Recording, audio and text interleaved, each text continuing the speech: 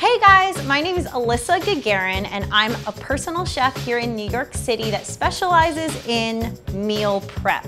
I'm so excited to team up with Shape Magazine to bring you my top meal prep tips and encourage you to join us in the kitchen for this 30-day meal prep challenge.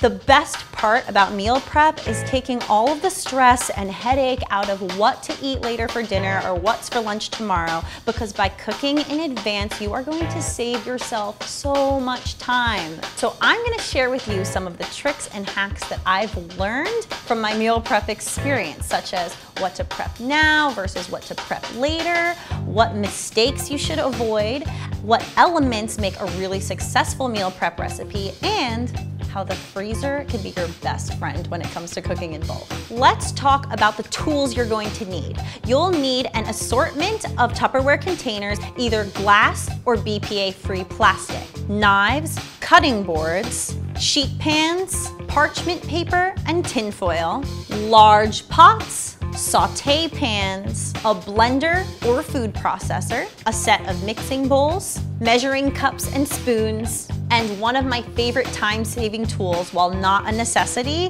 but I love to use the mandolin.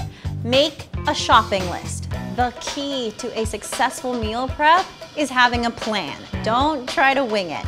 Think about how much food you're gonna need for the week. Do you have plans to eat out? Are you gonna meet a friend for lunch? Factor that into the amount of food you're going to buy. Also, check your pantry for what you already have on hand. Have a strategy in mind. Manage your time by multitasking. Have some items roasting in the oven while you have a chili simmering on the stove, which frees up your hands to be chopping vegetables or prepping salads. Keep this in mind when you're picking out your items for the week.